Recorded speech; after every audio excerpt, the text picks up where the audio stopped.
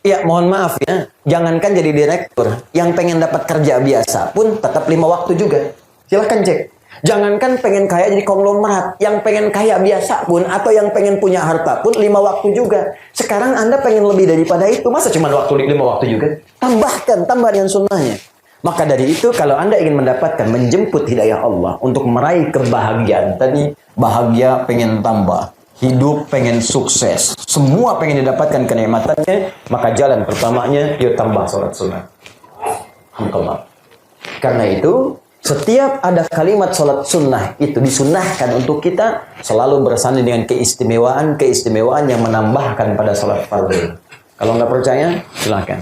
Sekarang perhatikan baik-baik. Ada sholat sunnah yang ditunaikan di malam hari bentuknya. Namanya apa? Tahajud. Sekarang buka ayat tahajud. Quran surah ke-17 ayat 79 sampai 81. Paling kiri di pertengahan di mushaf. Lihat kalimatnya. Wa minal laili fatahajjad bih. Dan dari sebagian malam, nggak usah semua. Terlalu berat, jangan semua malam, sebagiannya jangan ambil sedikit. Ya. Ada lail, ingat, ada lail, ada lailah, itu beda. Tidak sama. Kalau lailah tambah ta itu sifatnya keistimewaan yang melekat di malam. Ya deh, itu lailah. Makanya ketika Allah menyebutkan malam Al-Qadar pakai lailah karena malam itu istimewa, beda dengan malam biasa. Inna anzalnahu fi lailatul qadar. Kenapa pakai lailah bukan lail? Karena malam itu istimewa, beda dengan malam-malam biasa. Tapi kalau kalimatnya hanya menggunakan lail, layali, lela, lili, lala, artinya malam. Ya. Ibu Leli, ibu malam-malam. Nah, lail, kata Quran, wa minal lail, minnya litab'id. Dari sebagian malam, nggak usah semua. Kamu pakai sebagian istirahat dulu.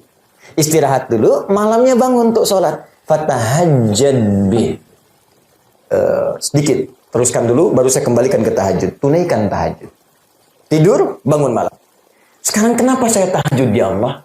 Nafilatul lak, itu cuma sunnah, tambahan.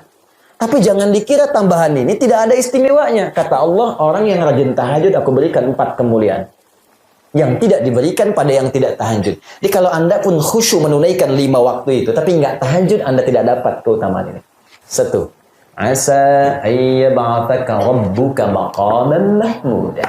Ada maqaman mahmuda, beda. Kata Allah, orang yang rajin tahajud, asa, dalam ilmu nahwu, asa sering diartikan dengan sesuatu yang dekat pada kepastian. Maka kata Allah, saya akan dekatkan, saya pastikan akan saya dekatkan dia dengan diangkat pada martabat yang sangat terpuji. Maqam mahmuda, tingkat kedudukan atas dan disukai. Kadang-kadang ada orang naik jadi pimpinan, orang lain nggak suka. Ada orang naik jadi bos, orang lain nggak suka. Tapi ini beda, begitu dia naik, orang paham semua, pantas dia naik, memang bagus dia. Maqam mahmuda. 2. Waqur rabbi adkhilni mudkhalas. Dan katakan saat tahajud minta. Orang yang rajin tahajud, kata Allah, aku akan bimbing cara dia mengawali pekerjaannya. Di setiap dia beraktivitas dibimbing oleh Allah, sehingga apa yang dia lalui selalu baik. Mau bekerja, tiba-tiba mudah, nggak perlu nyogok, nggak perlu keluar macam-macam dan sebagainya. Jalan aja. Saya pernah ajarkan ini pada salah satu pejabat. Saya diundang keluarganya untuk, ini saya ajarkan. Demi Allah saya katakan, saya nggak perlu sebutkan namanya. Dia masuk, seorang pejabat besar, kaya, luar biasa, rajin tahajud. Rajin sedekah, rajin macam-macam. Dia amalkan ayat itu. Setiap karirnya naik, nggak pernah dia macam-macam. Nggak pernah nyogok, nggak pernah ini itu. Naik aja seketika, ada orang paham semua. Orang pintar, orang bagus, bang ini. Tahajud. Wa akhrijni mukhrajas sidq. Dan kalau punya kesulitan, kata Allah, aku akan bantu dia menemukan jalan keluar yang terbaik. Diberikan jalan keluar, enak gitu. Tiba-tiba macet. Begitu mau masuk ke macetan, ada orang datang. Pak, jangan lewat sini macet. Kok bisa datangnya ke orang itu, bukan pada yang lain? Terakhir, waj'alni min ladunka sultanan nasira. Dan aku tolong dia, dibimbing oleh Allah ketika ada yang akan mengusilinya dalam hidup. Langsung Allah jadi pelindungnya dalam kehidupan. Makanya Nabi yang sering tahajud ketika dibebaskan dari kepungan 100 pemuda pasukan khusus ketika akan hijrah, itu kan dikepung tuh. Ya, dikepung. Apakah Anda tahu orang mengatakan lalat masuk pun ketahuan, tiba-tiba diselamatkan oleh Allah dengan kalimat-kalimat yang indah. Salah satunya pengaruh dari ayat dan kebiasaan. Tahajud. Makanya banyak orang mengejar tahajud. Silakan Anda cek.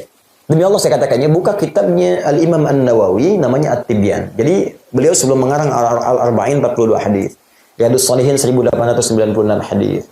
Nanti ada Syarah Muslim 9 jilid. Sebelum itu kitab pertamanya At-Tibyan fi Adab Hamalatil Quran. Di situ beliau menjelaskan kebiasaan para sahabat yang ahli Quran, bahkan ada yang pedagang, pebisnis, pengusaha, dosen, macam-macam disebutkan di situ. Tapi kebiasaan mereka hampir seluruhnya tidak pernah meninggalkan tahajud. Bahkan disebutkan oleh beliau, maaf, Utsman bin Affan, Abdurrahman bin Auf, Tamim Ad-Dari, tiap malam tahajudnya sampai khatam Al-Quran. Jadi yang dikejar itu tahajudnya. Di Abdurrahman bin Auf tuh begini, harta itu udah nggak kepikiran, nah udahlah biasa. Yang beliau kejar itu untuk mendekati pemilik hartanya. Jadi kenikmatannya itu saat tahajudnya. Saking nggak ada nilainya lagi. Makanya sekarang kalau orang tuh sudah kebanyakan harta, sudah jenuh dengan harta, akhirnya apa? Nanam kangkung, nanam cabai, filantropis, jalan kemana? Ya cuma pakai kaos itu kan, jalan. Karena kenapa? Nggak ada hal yang bisa diarahkan dalam jiwanya. Ini haus ruhnya itu. Islam sudah memberikan obatnya. Satu.